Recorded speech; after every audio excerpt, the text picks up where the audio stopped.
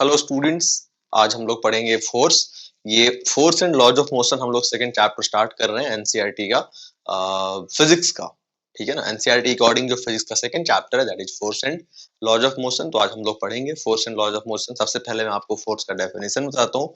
Force is a physical quantity which changes और attempts to change the state of motion, shape of an object. ठीक है, कहने का मतलब ये है कि फोर्स जब भी हम लोग लगाते हैं तो ये हमारा किसी ऑब्जेक्ट का या तो स्टेट ऑफ मोशन चेंज करता है, या तो शेप चेंज करता है, या तो चेंज करने का कोशिश करता है। ठीक है, जैसे मान लो ये पहले ऐसे रखा हुआ है, मैंने इस पे फोर्स लगा, पहले ये क्या है, रेस्ट पे है।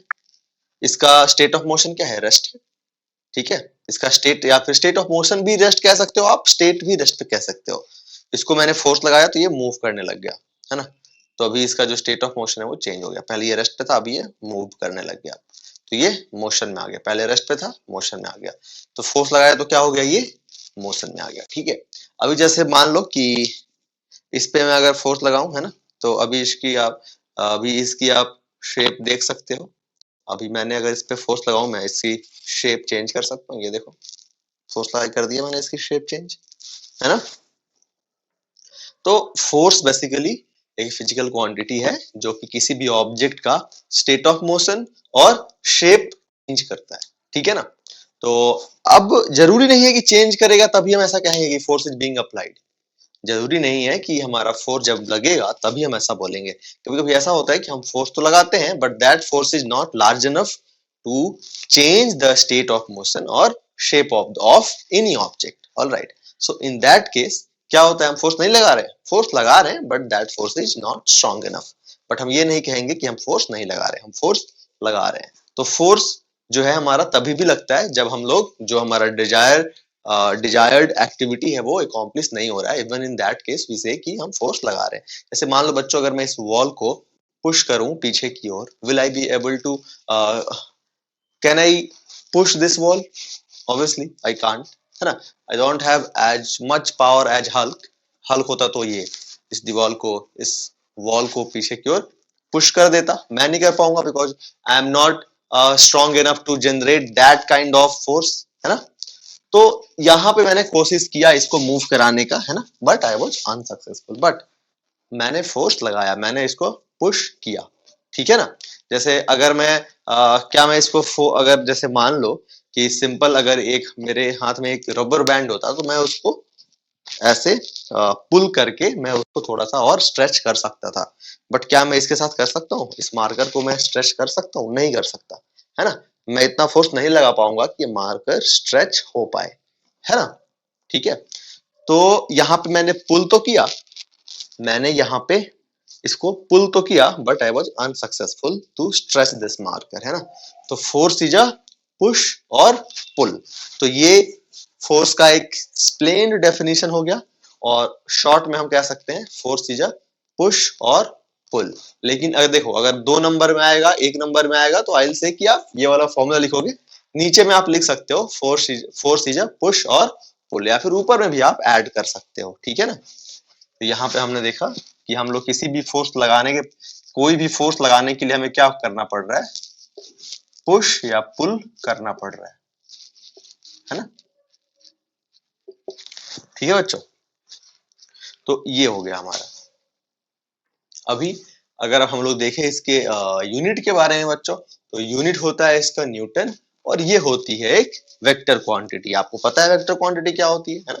Vector quantity which has magnitude as well as direction. तो जब भी हम फोर्स को रिप्रेजेंट करेंगे तो हमें मैग्नीट्यूड के साथ साथ उसकी डायरेक्शन भी बतानी पड़ेगी। ठीक है बच्चों, तो ये सब हो गया हमारा फोर्स के बारे में। अब हम लोग डिस्कस करते हैं फोर्स के बारे में कुछ। जैसे कि मैंने आपको बताया कि इसको मैंने पीछे की ओर इस वॉल को पुश करने की कोशिश करी बट ये वॉल नहीं गया, ये मूव नहीं किया।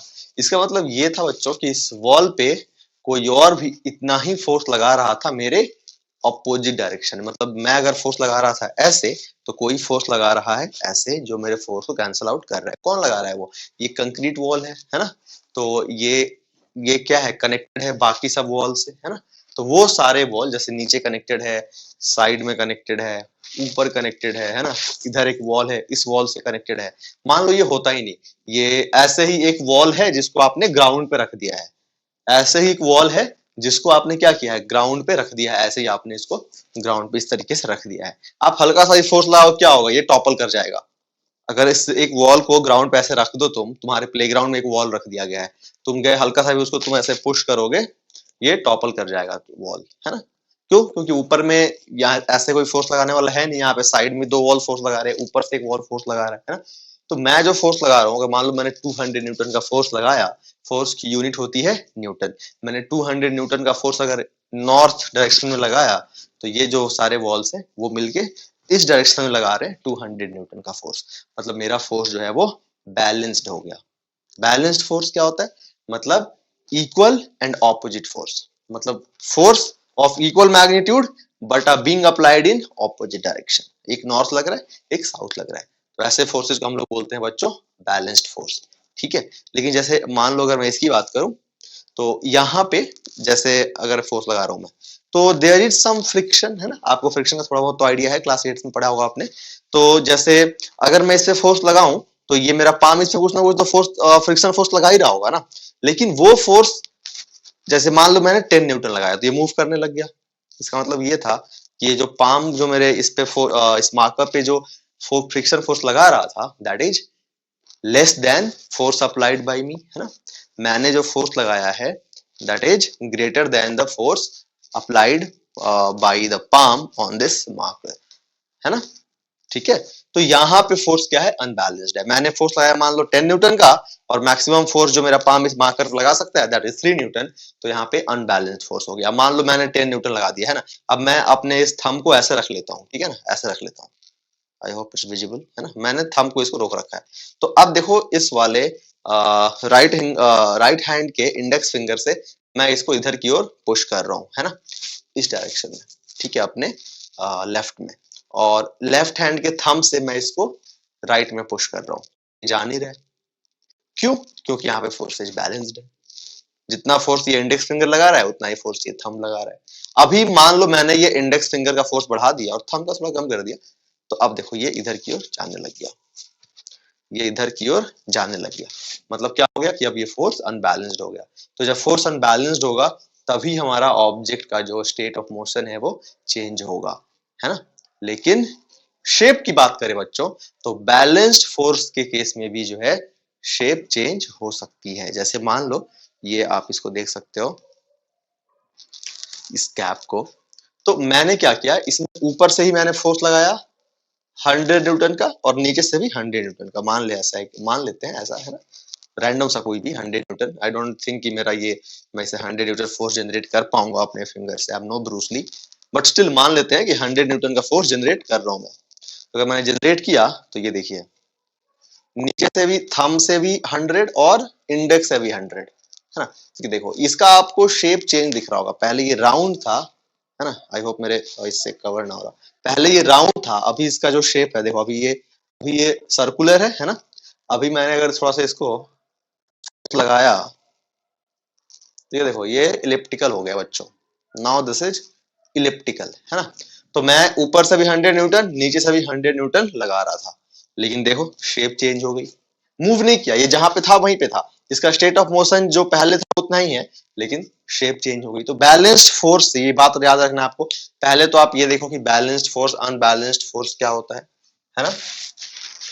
तो मैं आपको समझा देता हूँ पहले तो, और फिर मैं आपको लिखवाता हूँ। देखो, balanced force, unbalanced force. Balanced force क्या होता है? Equal forces in opposite direction. Equal forces in opposite direction. और अनबैलेंस्ड फोर्स क्या होता है?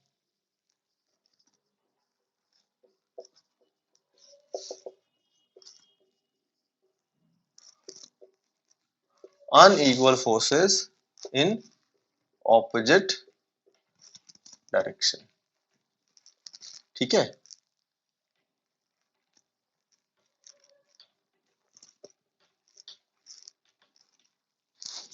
है ना।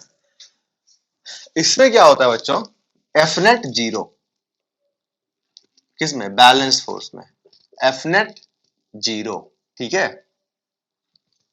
और इसमें क्या होता है हमारा, F net is equal to not zero. अब सोच रहे हो सर एफ नेट क्या होता है, एफ नेट बताओ।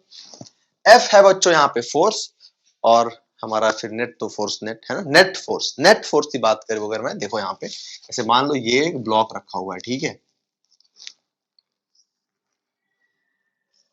इधर फोर्स लग रहा है 100 न्यूटन का, इधर फोर्स लग रहा है 100 न्यूटन का।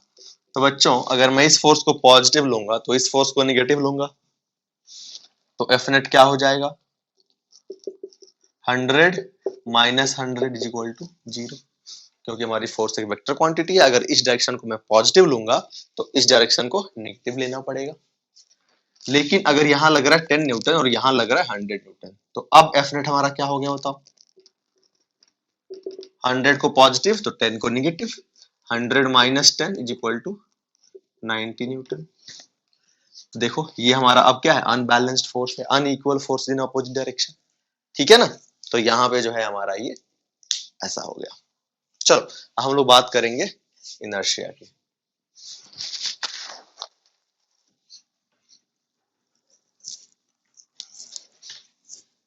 बच्चों resistance provided by the body during change in its state of motion is called inertia, है ना।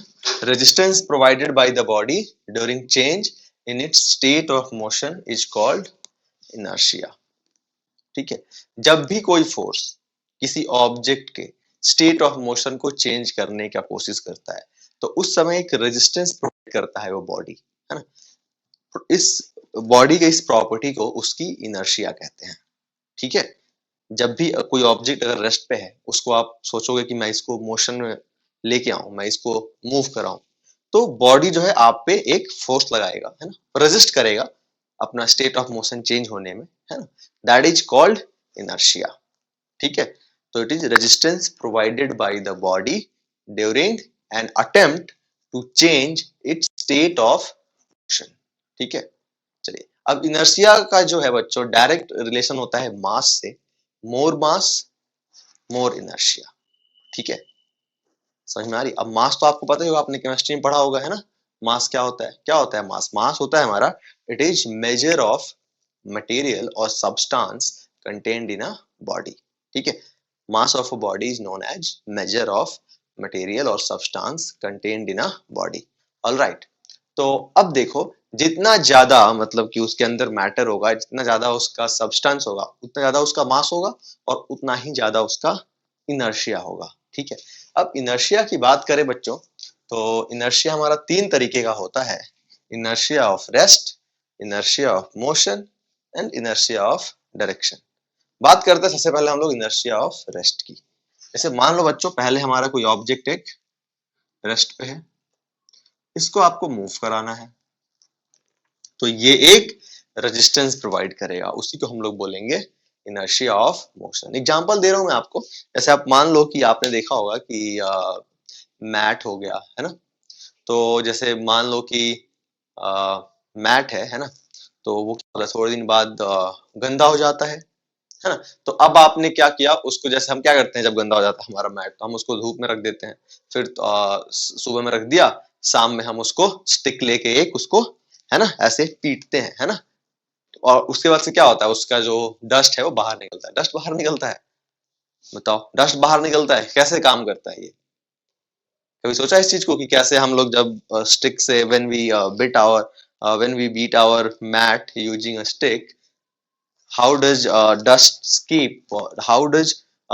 escape out of the mat? कभी सोचा आपने इस चीज को। देखो जब भी हम लोग मैट को स्टिक से पीटते हैं ना, तो होता क्या है कि जो डस्ट पार्टिकल है वो रस्ट पे था, वो पहले रस्ट पे था, तो वो रस्ट पे ही रहता है। तो फिर क्या मैट ऊपर आता है या मैट नीचे आता है, मैट ऊपर नहीं आता है, मैट नीचे जाता है। जब हम लोग उसको स्टिक से पीटते हैं तो जहां पे हमने स्टिक से मैट को, है ना, हिट किया, वहां पे वो मैट, जैसे मान लो मैट का जो लेयर है वो यहाँ पे, तो ये नीचे आ गया, मैट नीचे आ गया। जो डस्ट पार्टिकल है वो रेस्ट पे था पहले, आपके हिट करने के पहले वो रेस्ट पे था, तो उसके अंदर इनर्शिया है, वो चाहता है कि मैं रेस्ट पे ही रहूं, वो चाहता है कि मैं रेस्ट पे ही रहूं।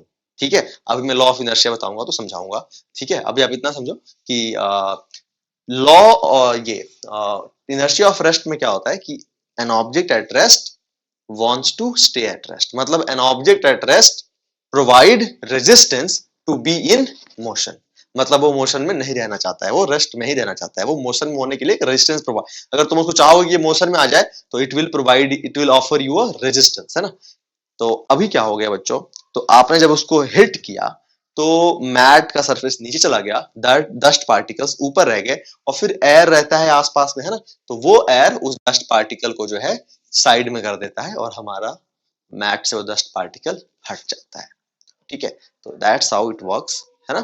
तो ये एग्जांपल हो गया हमारा इनर्शिया ऑफ रेस्ट का। बात करेंगे हम लोग इनर्शिया ऑफ मोशन की, जैसे आप लोग जा रहे हो मान लो बस में, है ना, अपने स्कूल बस में जा रहे हैं, ठीक है, रेड सिग्नल हो गई, आपके ड्राइवर ने ब्रेक सडन अप्लाई किया, तो क्या होता है, हम लोग आगे आ जाते हैं।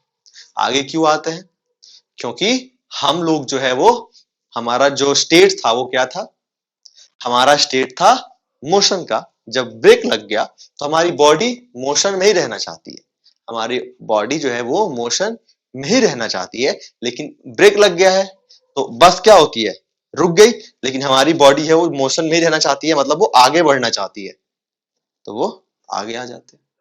ठीक है, आपका हम बात करें तो आपका बॉडी का लोअर पोर्शन आगे क्यों नहीं आता है, क्योंकि वो कांटेक्ट में रहता है, किसके कांटेक्ट में, बस के सीट के साथ कांटेक्ट में रहता है। ठीक है ना, तो जैसे अगर आप बैठे हुए हो बस के साथ सीट, अगर आपने क्या किया, आपने जैसे मान लो बस में हैंडल्स होते हैं, आपने हैंडल्स को पकड़ रखा है, फिर आप आगे नहीं आओगे, क्यों, क्योंकि आपने हैंडल को पकड़ रखा है, तो जैसे ही बस रुकेगी तो आपका जो बॉडी है, अपर बॉडी भी कांटेक्ट में आ गया बस के, है ना। तो अब जो है आपका बॉडी मोशन में है, तो मोशन में तो रहना तो चाहता है, लेकिन हैंडल ने फोर्स लगा दिया आपके हाथ पे कि आगे मत जाओ, पीछे ही रहो, है ना। जब आप हैंडल नहीं पकड़े हुए थे तो आपका जो लोअर बॉडी था वो कांटेक्ट में था बस के साथ, तो बस ने आपके बस लोअर बॉडी को रोका, है ना, क्योंकि कांटेक्ट में है तो फोर्स लगेगा, फ्रिक्शन फोर्स लग रहा होगा, है ना, थोड़ा सा normal reaction. Okay, normal reaction आपके लिए एक एलियन टर्म है, समझाऊंगा मैं बाद में, है ना। तो आपको फ्रिक्शन लग रहा होगा सीट और लोअर आपके लोअर बॉडी के बीच में, है ना, तो वो आपके लोअर बॉडी को ही बस रोका। ठीक है, अपर बॉडी पे फोर्स नहीं लग रहा था, है ना, तो वो स्टेट ऑफ मोशन में था, तो वो रेजिस्टेंस प्रोवाइड किया रेस्ट में आने से और वो आगे बढ़ गया। लेकिन जब आपने हैंडल पकड़ लिया था तो क्या हो गया कि जो रेजिस्टेंस आपका इनर्शिया ऑफ मोशन का है उसको कैंसल आउट कर दिया force applied by the handle on your hand. ठीक है ना, तो इस तरीके से हमारा इनर्शिया ऑफ मोशन का ये एग्जांपल हो गया कि when bus driver sudden applies brake we moves forward due to motion, inertia of motion. बात करेंगे इनर्शिया ऑफ डायरेक्शन की। बच्चों का भी क्या होता है, जैसे मान लो कि आपका बस ड्राइवर है ना, या फिर आप कार में भी जा रहे हो, तो आपकी बस या आपकी कार ने सडन, जैसे मान लो ऐसे जा रहे हैं और सडन इस तरीके से टर्न ले लिया, क्या होता है, हम ऐसे हो जाते हैं ना थोड़े से, ऐसे मान लो क्या हुआ था कि ऐसे जा रहे हैं, है ना, या फिर ऐसे जा, मान लो ऐसे जा रहे हैं और फिर ऐसे जाना पड़ेगा, तो क्या होता है, हम लोग ऐसे जाते हैं तो हम लोग की जो बॉडी है ना वो इस मोशन में थी, तो वो चाहती है कि मैं इसी डायरेक्शन में ही मोशन में रहूं, मैं इसी डायरेक्शन में ही मोशन में रहूं इधर। तो अब लोअर बॉडी तो बस के या कार के सीटे कांटेक्ट में रहता है, तो लोअर बॉडी तो तुरंत जो है चेंज हो जाता है, लेकिन जो अपर बॉडी है ना, ये थोड़ा सा जो है हमारा ऐसे होता है, थोड़ा सा जो है हम लोग क्या होते हैं, थोड़ा सा हम लोग घूम जाते हैं, है ना, थोड़ा सा हम लोग इस तरीके से, है ना, हमारी बॉडी थोड़ी सी इस तरीके की हो जाती है, क्यों होती है, क्योंकि हमारी बॉडी इधर ही रहना चाहती है, इधर ही जाना चाहती है, इधर ही जाने जाने के लिए वो एक जो चेंज इन डायरेक्शन है उसको एक रेजिस्टेंस प्रोवाइड कर लिया। ठीक है ना, वो चाहते हैं कि नहीं, मेरा जो पहले मोशन था उसी में रहूं। ठीक है, तो जैसे टर्न के टाइम हमारा बॉडी इस तरीके से, हमारा जो है बॉडी का जो शेप होता है, थोड़ा सा मोशन होता है, वो इस तरीके का चेंज हो जाता है, that is because of inertia of direction. ठीक है, तो अगर आपके एग्जाम में ऐसा क्वेश्चन आता है तो आप लिख दीजिएगा, है ना। चलिए अब मैं आपको लॉ ऑफ इनर्शिया समझाता हूं। बच्चों लॉ, अब देखो लॉ ऑफ इनर्शिया तक जाने के पहले हम लोग थोड़ा सा उनके बारे में बात करते हैं जिन्होंने इस लॉ को जो है हमें समझाया था और बताया था। गैलीलियो के बारे में बच्चों, गैलीलियो के बारे में बात करना चाहता हूँ। गैलीलियो वाज बोर्न इन 1564, है ना, ही डाइड इन 1642। गैलीलियो के बारे में, Galileo was a very intelligent person, है ना, उनका बहुत ज्यादा कंट्रीब्यूशन है। आप हायर क्लास में जाओगे तो और ज्यादा पढ़ोगे उनके बारे में। एस्ट्रोनॉमी में उनका बहुत ज्यादा अचीवमेंट्स हैं। स्पेस में बहुत ज्यादा उन्होंने, स्पेस साइंस में बहुत ज्यादा उन्होंने उनके अचीवमेंट्स हैं। मैथ्स में उनके बहुत अचीवमेंट्स हैं, ठीक है। उन्होंने सबसे पहले बताया था कि अगर हमारा एक्सेलरेशन कांस्टेंट है तो जो distance travelled by the body होगी, जो हम लोगों ने पढ़ा था मोशन चैप्टर में, that is directly proportional to square of time. उन्होंने सबसे पहले इस चीज को बताया था। न्यूटन के जो बहुत सारे थ्योरीज थे, that is based on the studies done by और रिसर्च डन बाय गैलीलियो, ठीक है। तो Galileo was from Italy. He wanted to be a mathematician, but उनके father, his father wanted him to be a doctor. तो उन्होंने एक medical college में admission भी ले लिया, but he didn't complete his degree, है, उन्होंने छोड़ दिया वो college, and he started to study maths. और फिर उन्होंने मैथ्स पढ़ाई करी, फिजिक्स पढ़ाई करी। मैथ्स फिजिक्स बच्चों आगे चल के बहुत ज्यादा सिमिलर हो जाता है, ठीक है ना। तो उन्होंने मैथ्स में बहुत सारे थ्योरीज दिए, ठीक है। फिर बाद में वो एक यूनिवर्सिटी ऑफ पीसा, वहां पे उन्होंने शायद हाँ, उन्होंने वहां पे पढ़ाई करी, और फिर वो वहीं फिर एक बहुत ही रेप्यूटेड कॉलेज में वो प्रोफेसर बन गए मैथ्स के। तो he was a very knowledgeable and a great scientist. We don't study much about him, but जब आप थोड़ा सा पढ़ोगे तो you will know कि बहुत सारे थ्योरी जो लोगों की हैं, जो दूसरे दूसरे साइंटिस्ट ने दिया है, चाहे वो एस्ट्रोनॉमी में हो, चाहे वो फिजिक्स में हो, that was based, that all those theories are based on research done by Mr. Galileo, ठीक है। इन्होंने कॉपरनिकस की जो स्टडी थी उसके साथ जो है, इन्होंने कॉपरनिकस की बुक को बैन कर दिया गया था ड्यूरिंग 16th सेंचुरी, है ना। फिर और उस समय एक्चुअली कॉपरनिकस का जो थ्योरी था कि maybe earth is revolving around the sun, तो वो सारी थोड़ी सी वहां पे उस समय चर्च का बहुत ज्यादा अकेडमिक्स पे बहुत ज्यादा इन्फ्लुएंस था चर्च का, तो ये उनके हिसाब से गलत था। तो इसलिए जो है उस बुक को बैन कर दी गई थी, कॉपरनिकस बुक को। लेकिन गैलीलियो ने फिर जब उन्होंने ऐसा कहा कि यस दैट्स फैक्ट, उन्होंने थोड़ा सा और पढ़ेंगे हम लोग बच्चों ग्रेविटेशन चैप्टर में, उन्होंने थोड़ा सा इसको और एक्सप्लेन करके समझाया कि अर्थ रिवॉल्व्स अराउंड द सन। फिर से चर्च ने उन पे केस कर दिए और बहुत सारा उनका ट्रायल हुआ, है ना। तो फिर लास्ट में उनको जो है अरेस्ट कर लिया गया था, और थोड़े दिन बाद वो बहुत बीमार रहने लग गए, तो उनको हाउस अरेस्ट कर लिया गया, and finally he died in 1642, ठीक है। तो देखो बहुत उन्होंने like his life was very tough, Galileo's life was very tough. जैसे आप मैथ्स पढ़ना चाहते हैं, his father compelled you to like suppose in your problem, suppose in your case you want to learn maths, but your father asks you, no, learn physics, learn biology. Okay, so it is very difficult now. You want to learn maths, how can you are interested in math, you are good in maths, but someone forces you, no, study biology, study biology, study biology. You can't do that. He did it for some 1 or 2 years, but later on he realized, this is not my cup of coffee. So he changed his stream and he came back into mathematics, and see, अच्छा ही हुआ ना उन्होंने ले लिया maths, नहीं तो इतनी interesting और इतनी फैक्चुअल बातें कौन बताता हमें।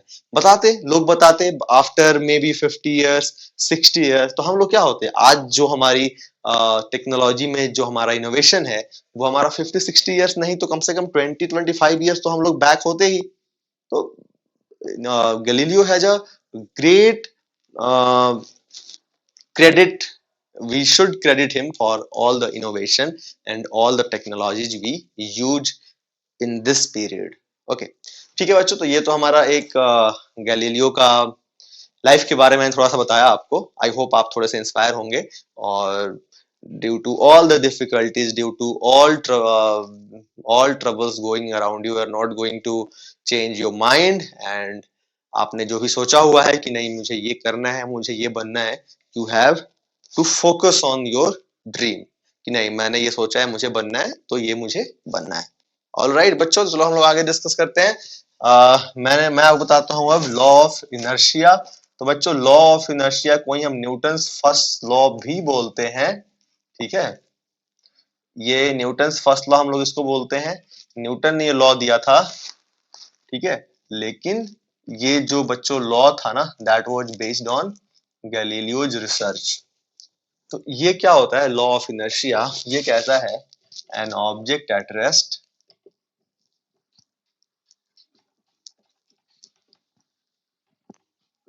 will stay at rest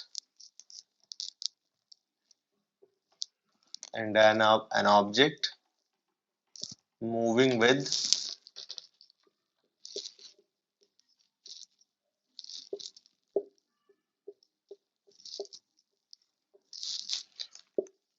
constant velocity will keep moving with the same velocity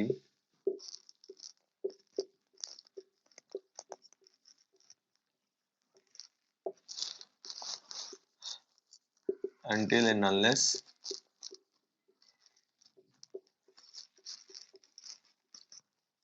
an external force applied on it। मतलब क्या बच्चों कि an object at rest will stay at rest and an object moving with constant velocity will keep moving with the same velocity until and unless an external force works applied on it। ठीक है, जैसे मान लो अगर कोई object है ना, ये हमारा एक सरफेस है, स्मूथ सरफेस है, स्मूथ सरफेस है, फ्रिक्शनलेस, मतलब कोई फ्रिक्शन अप्लाई नहीं करेगा। ये मान लो 5 kg का, ये हमारा मूव कर रहा है इधर की ओर 5 मीटर पर सेकंड से। तो बच्चों ये 5 मीटर पर सेकंड से जाते जाएगा जाते जाएगा जाते जाएगा जब तक कि इस पे कोई इधर फोर्स ना लगे। अगर फोर्स तुमने इधर से लगा दिया तो ये 5 मीटर पर सेकंड से बढ़ के 6 हो जाएगा, 7 हो सकता है। अगर तुमने फोर्स इधर से लगा दिया तो ये 5 से डिक्रीज होकर 4 हो सकता है, 3 हो सकता है ना। लेकिन अगर आपने कोई फोर्स नहीं लगाया तो it will keep moving with the same velocity. लेकिन बच्चों क्या रियल लाइफ में ऐसा होता है? नहीं होता है। रियल लाइफ में ऐसा नहीं होता है। आपने इसको जैसे मान लो कि इस मार्कर को मैं 5 मीटर पर सेकंड से अगर इसको यहाँ पे मैंने 5 मीटर पर सेकंड वेलोसिटी देके छोड़ दूं, थोड़ी देर के बाद ये रेस्ट पे आ जाएगा। क्यों? तो आप बोलोगे सर इतनी कोई एक्सटर्नल फोर्स लगाया नहीं मैंने, फिर क्यों रेस्ट पे आ गया? ये एक्सटर्नल फोर्स आपने नहीं लगाया, लेकिन जिस सरफेस पे ये रोल कर रहा है या फिर जिस सरफेस पे ये जा रहा है आगे की ओर, उस सरफेस ने इस पे फ्रिक्शन फोर्स लगाया इधर की ओर। ये जा रहा है इधर की ओर, लगाया इधर की ओर, तो हमारा वो है एक्सटर्नल फोर्स, है ना। तो आप यहाँ पे लिख सकते हो एन एक्सटर्नल फोर्स जो है इसके केस में फ्रिक्शन हो गया and that will stop this marker. ठीक है, अगर वो नहीं लगता फ्रिक्शन फोर्स तो ये 5 मीटर पर सेकंड से ही आगे चलता ही जाता। ठीक है ना। तो ये आपको याद रखना है कि हमारा ये होता है लॉ ऑफ इनर्शिया। अब ऐसे मान लो कोई ऑब्जेक्ट है हमारा, ये रेस्ट पे है, 5 kg का मान लो ऑब्जेक्ट है, ये रेस्ट पे है। तो अगर जब तक आप इससे कोई फोर्स नहीं लगाओगे ये रेस्ट पे ही रहेगा, ये रेस्ट पे ही रहेगा। अब जैसे कि मान लो सिंपल सी चीज, जैसे मान लो मैंने यहाँ पे इसको, चलो पता नहीं दिख रहा होगा आपको, यहाँ पे रख दिया मैंने, तो ये रेस्ट पे ही रहेगा जब तक कि मैंने इस पे फोर्स नहीं लगाऊं। अब सोचो सर अपना हाथ अगर आप टिल्ट करो तो भी ये मूव कर जाएगा। जैसे मैंने टिल्ट किया, देखो मूव कर गया, है ना। तो बोलो सर ये तो फोर्स लगाया नहीं आपने, ये तो बस आपने अपना हाथ टिल्ट किया था, तो फिर ये क्यों मूव किया? फिर ये मूव किया क्योंकि मैंने फोर्स नहीं लगाया इस पे फोर्स लगाया ग्रेविटी ने, इस पे फोर्स लगाया ग्रेविटी ने। बताया था ना मैंने आपको, है ना, कि अर्थ जो है अपने सेंटर की तरफ सारे ऑब्जेक्ट को एक अट्रैक्ट कर रही है ना। तो इस पे ग्रेविटी ने फोर्स लगाया और यहाँ पे एक्सटर्नल फोर्स जो है वो अर्थ का जो फोर्स है, ग्रेविटेशनल फोर्स, है ना, वो हो गया, उसने इसको मूव करा दिया था। तो याद रखेंगे हम इस बात को कि यहाँ बच्चों एक टर्म अगर हम ऐड कर लें थोड़ा सा ये और ज्यादा अच्छा लगेगा, एन अनबैलेंस्ड एक्सटर्नल फोर्स। तो हम लोग ज्यादा स्पेसिफिक साउंड करेंगे, है ना, अनबैलेंस्ड एक्सटर्नल फोर्स। क्योंकि फोर्स हम लोग बस एक्सटर्नल फोर्स अगर लिखेंगे तो वो अनबैलेंस्ड भी हो सकता है और बैलेंस्ड भी हो सकता है। तो अगर जैसे मान लो कि ये हो गया बच्चों, यहाँ पे रखा गया है, इधर से मान लो इधर रखा गया है, रेस्ट पे है, मैं इधर से फोर्स लगा रहा हूँ 5 न्यूटन और इधर से भी लगा रहा हूँ 5 न्यूटन, तो नेट फोर्स कितना हो गया इस पे 0। तो ये मूव करेगा क्या? नहीं करेगा ना। तो इसीलिए अनबैलेंस्ड वर्ड यूज यहाँ पे यूज करना ज्यादा अच्छा रहेगा, ठीक है ना।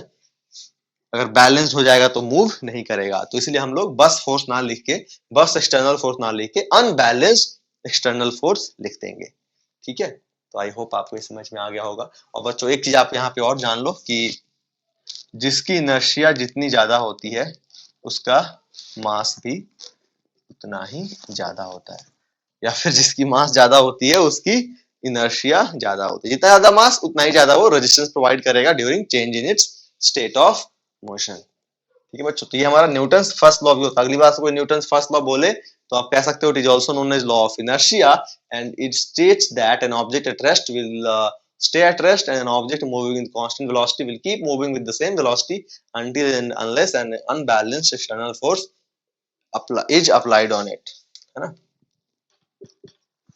until and unless an unbalanced external force is applied on it, ठीक है ना। तो ये हो गया बच्चों हमारा लॉ ऑफ इनर्शिया।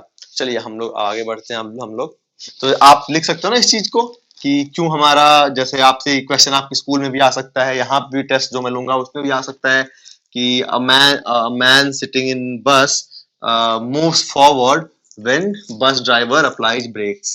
आप लिख सकते हैं ना कि according to law of inertia his upper body wants to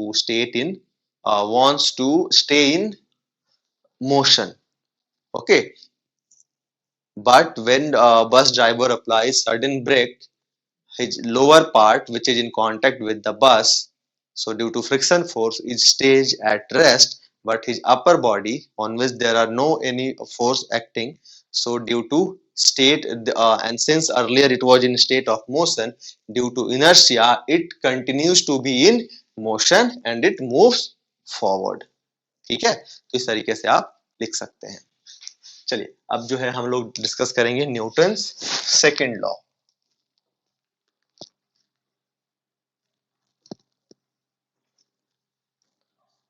बच्चों न्यूटन्स सेकंड लॉ डिस्कस करने के पहले मैं आपको बताता हूं कि मोमेंटम क्या होता है।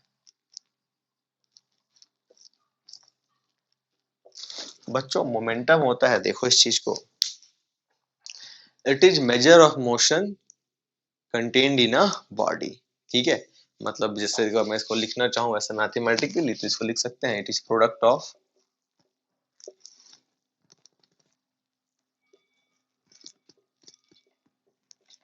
मास एंड वेलोसिटी। देखो मास तो एक स्केलर क्वांटिटी है लेकिन वेलोसिटी एक वेक्टर क्वांटिटी है। तो जब हम लोग एक वेक्टर क्वांटिटी को स्केलर क्वांटिटी से मल्टीप्लाई करते हैं ना बच्चों, तो हमें वेक्टर ही मिलता है। तो हमारा जो मोमेंटम है ये भी हमारा एक वेक्टर क्वांटिटी है और इसकी डायरेक्शन वही होती है जो वेलोसिटी की होती है। मतलब अगर वेलोसिटी नॉर्थ तो मोमेंटम का भी डायरेक्शन नॉर्थ, वेलोसिटी ईस्ट तो मोमेंटम भी ईस्ट, ठीक है ना। तो हमारा ये होता है momentum, it is product of mass and velocity, p vector is equal to mv vector, है ना। ये बताता है कि कोई बॉडी जो है उसके अंदर कितना मोशन है, वो कितना मोशन क्रिएट करने के कैपेबल है। जैसे बच्चों में अगर आपको बात बताऊं, एक सिंपल सा आप ऐसा ले लो कि जैसे एक 200 ग्राम की एक बुलेट होती है, अगर उसको बहुत ज्यादा स्पीड दे तो इट कैन किल समवन। मतलब देखो मास उसका काफी कम है 200 ग्राम, लेकिन जब हम उसको 200 मीटर पर सेकेंड या 300 मीटर पर सेकेंड की स्पीड दे दें तो उसका मोमेंटम बहुत ज्यादा हो जाता है ना। लेकिन वही तुम एक मास है, एक 1 ग्राम के ऑब्जेक्ट को तुमने 300 या चलो 500 मीटर पर सेकेंड तुमने दे दिया, 500 मीटर पर सेकेंड तुमने जो है वेलोसिटी दे दी एक 1 ग्राम के ऑब्जेक्ट को, ठीक है। और आपने 200 ग्राम बुलेट को जो है स्पीड दिया 200 मीटर पर सेकेंड, तो कौन ज्यादा लिथल होगा? हमारा जो 1 ग्राम वाला ऑब्जेक्ट है वो कम लिथल होगा, है ना। जो हमारा बुलेट है that will be more much dangerous for the person, है ना, ठीक है। तो हमारा जो है आपने देखा कि बस वेलोसिटी या फिर बस मास, या फिर जैसे मान लो कि अब मैं एक मास ले लेता हूं 1 kg का, ठीक है, और उसको मैंने वेलोसिटी दिया 5 मीटर पर सेकेंड का, 5 मीटर पर सेकेंड, उससे आपको हिट किया, उससे आपको अगर मैंने हिट किया तो आपको क्या लगेगा? ज्यादा चोट लगेगा, लेकिन कम लगेगा जितना बुलेट से लगने वाला है, ठीक है ना। तो यहाँ पे आपने देखा क्या कि जो फोर्स है ना, वो हमारा जो आप पे फोर्स लग रहा है, that not only depends upon mass, it also depends upon velocity, and it only doesn't depend only on velocity, it also depend upon mass. मतलब ये मास और वेलोसिटी दोनों पे डिपेंड कर रहा है, ठीक है। तो हमें किसी पे फोर्स लगाना है, जैसे मान लो कि अगर बुलेट से किसी भी पर्सन को कोई बुलेट हिट करता है, तो बुलेट ने क्या किया, उसके अंदर उसके बॉडी, उस पर्सन के बॉडी पे फोर्स लगाया है ना, और उसके बॉडी को पेनिट्रेट कर देता है, बॉडी के अंदर घुस जाता है बुलेट, है ना। तो आप अगर यहाँ पे देखें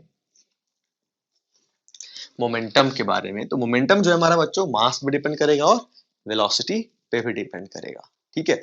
अब न्यूटन का जो सेकेंड लॉ ये था कि किसी भी ऑब्जेक्ट पे फोर्स लगाना है, किसी भी ऑब्जेक्ट पे फोर्स लगाना है ना, तो मोमेंटम के टर्म से उन्होंने रिलेट किया था कि कितना फोर्स लगेगा, ये उन्होंने मोमेंटम के टर्म पे बताया था। वहां तक मैं आऊंगा, लेकिन पहले आप ये देखो कि जैसे मान लो कि एक कार है, ठीक है, और वो उस कार की बैटरी डिस्चार्ज हो गई है, तो बैटरी डिस्चार्ज हो जाती है तो क्या करते हैं हम लोग, कार को पुश करते हैं आगे की ओर, है ना, और फिर हम लोग गियर लगाते हैं और कार स्टार्ट हो जाती है, यही हम लोग टेक्निक यूज करते हैं। तो अभी क्या हुआ, आपने अपने फ्रेंड्स को बोला यार मेरी कार की बैटरी लग रही डाउन हो गई, चलो स्टार्ट कराओ। आपके फ्रेंड्स ने थोड़ा सा 2 सेकंड का पुश किया, छोड़ दिया, कार स्टार्ट होगी क्या, नहीं होगी ना।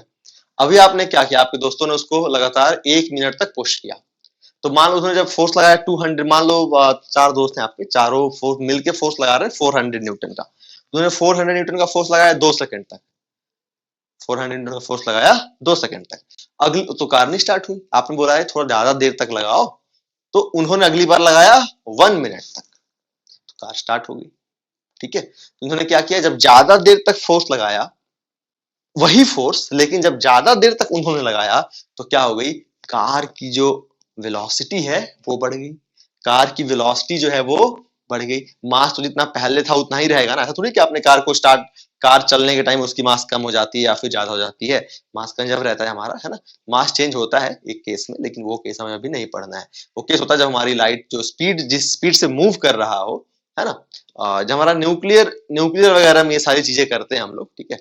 जब हम लोग मास डिफेक्ट पढ़ेंगे, आइंस्टाइन का जो फॉर्मूला है आपने सुना भी होगा शायद, E=mc², अभी हमें उन चीजों का नहीं यूज है, हम मान के चलेंगे क्लासिकल मैकेनिक्स हम लोग पढ़ाई कर रहे हैं बच्चों, क्लासिकल मैकेनिक्स हम लोग ऐसा मान के चलेंगे कि मास of a body is constant, ठीक है ना। तो यहाँ पे हमारा कार का जो मास है वो हमारा कांस्टेंट ही रहेगा, तो उसकी जो वेलोसिटी है वो बढ़ेगी जब उन्होंने 2 सेकंड नहीं बल्कि 1 मिनट फोर्स लगाया, तो ठीक है। तो जब वेलोसिटी बढ़ी तो क्या हो गया बच्चों, मोमेंटम बढ़ गया, है ना। तो जब ज्यादा देर तक फोर्स लगाने से हमारा मोमेंटम बढ़ जाता है, इस चीज को हम लोग देखेंगे। तो जो न्यूटन का सेकंड, उन्होंने ये कहा था कि force applied on an object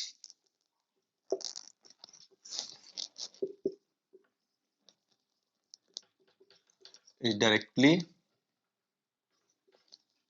proportional to the rate of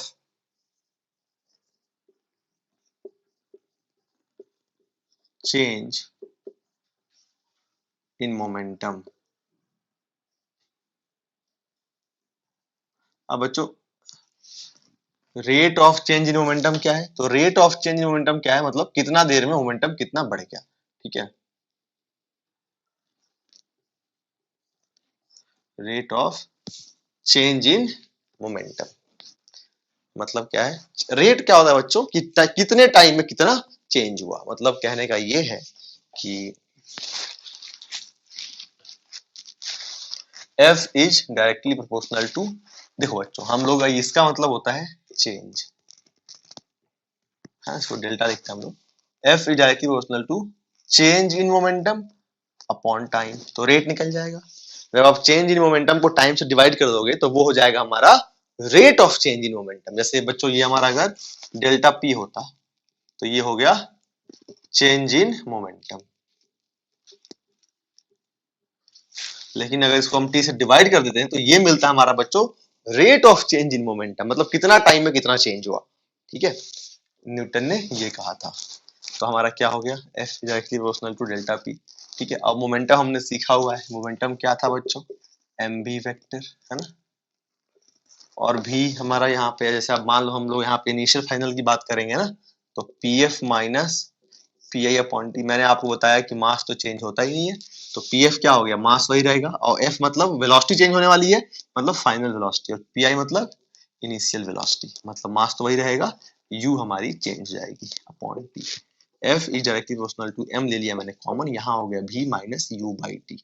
F is directly proportional to, बच्चों भी माइनस यू, यहाँ अगर वेक्टर के साथ लिखना चाहते हो तो यहाँ भी फिर वेक्टर ऐड करना पड़ेगा, है ना।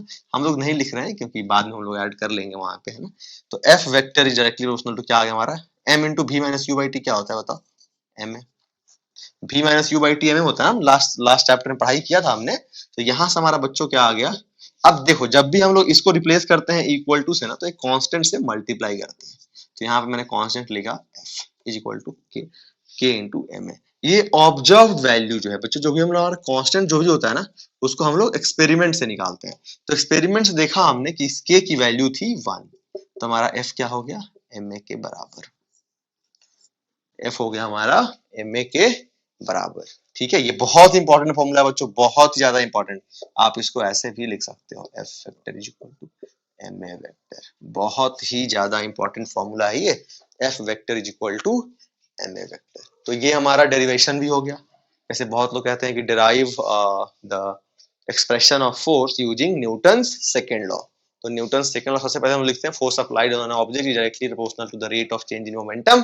ठीक है, फिर हम लोग यहाँ से लेके यहाँ तक लिख देते हैं, और फिर यहाँ ब्रैकेट में लिख देते हैं कि experimented value of k is equal to 1।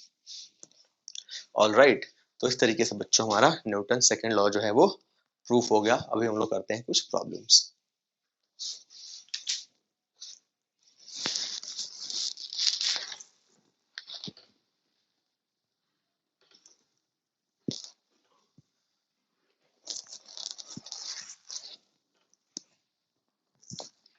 जैसे मान लीजिए बच्चों, आप एक हमारा 10 kg का मास है, स्मूथ सरफेस पर रखा हुआ है, 100 न्यूटन का फोर्स लगाया, एक्सेलरेशन बताओ कितना होगा, कितना होगा एक्सेलरेशन। एक्सेलरेशन हमारा हमने सीखा कि F vector is equal to M A vector.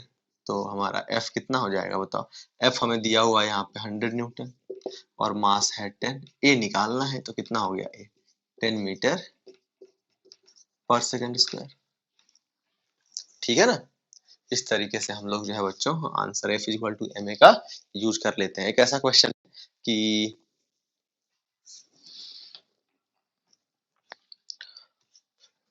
a force F is applied on an object of 10 kg and produces an acceleration of 10 meter per second square. Then find out the acceleration of a body of mass 20 kg if the same force is applied on this object. अब देख लो आप, 10 kg का मास है, acceleration generate हुआ है 10 metre पर second. तो बच्चों यहाँ से F कितना आ जाएगा हमारा, एम ए यूज कर लेंगे, कितना हो गया 10 इंटू 10 100 न्यूटन।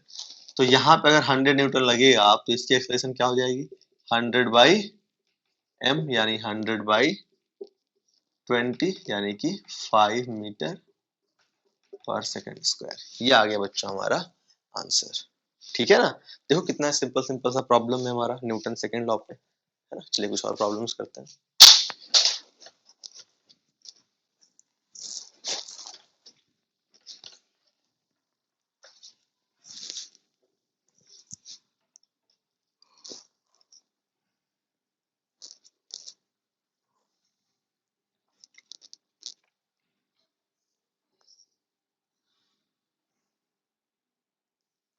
जैसे मान लो बच्चों हमारा ये एक ऑब्जेक्ट हो गया, है ना, 10 kg का, इस पे हमारा फोर्स लग रहा है 100 न्यूटन का, इस पे फोर्स लग रहा है हमारा 10 न्यूटन का। आपसे पूछा बताइए इसका एक्सेलरेशन क्या होगा, क्या होगा इसका एक्सेलरेशन, क्या होगा बताओ। एक्सेलरेशन हमारा क्या हो गया, F अपॉन मास। अब यहाँ पे बच्चों हम लोग F में ना F नेट लेंगे, क्या लेंगे, नेट फोर्स। ठीक है, नेट फोर्स हम लोग इसलिए लेंगे क्योंकि यहाँ पे दोनों डायरेक्शन में फोर्स है, दोनों डायरेक्शन में फोर्स है ना, तो इसीलिए हमें एफ नेट लेंगे। कहीं ऐसा तो नहीं कि अनबैलेंस्ड ना हो के बैलेंस हो जाए, बैलेंस होगा तो हमारा एक्सेलरेशन 0 हो जाएगा। हालांकि यहाँ पे बैलेंस नहीं है, इधर से 10 न्यूटन लग रहा है, उधर से 100 न्यूटन लग रहा है, तो एफ नेट हो गया हमारा 100 माइनस 10 अपॉन मास यानी कि 10 यानी 90/10 यानी कि 9 मीटर पर सेकंड स्क्वायर। ठीक है बच्चों, अभी अगर मैं इधर लगा देता 100 न्यूटन का फोर्स, अब एक्सेलरेशन क्या हो जाती, 0 हो जाती। क्यों? क्योंकि इस पे नेट फोर्स जो है हमारा वो 0 हो गया। ठीक है ना। चलिए, तो बच्चों ऐसे ही कुछ प्रॉब्लम्स एनसीईआरटी में दिया हुआ है, आपके शीट में दिया हुआ है, सॉल्व करिए। इसके और भी बहुत सारे कॉन्सेप्ट्स हैं, बहुत ही अच्छे अच्छे कॉन्सेप्ट है, बहुत ही इंटरेस्टिंग, लेकिन ये प्योरली बच्चों मैं थोड़ा सा इसको एनसीईआरटी बेस रख रहा हूँ। इसके बाद से मैं एक एडवांस, मतलब एक नहीं एक्चुअली 2 या 3 लूंगा मैं force and laws of motion पे, 2 या 3 एडवांस क्लास होगी। उस एडवांस क्लास में मैं और भी न्यूमेरिकल्स और सेकेंड लॉ का और भी ज्यादा एप्लीकेशन बताऊंगा। तो आज के वीडियो लेक्चर में बस इतना बच्चों, बस इतना ही। मिलते हैं अगले वीडियो लेक्चर।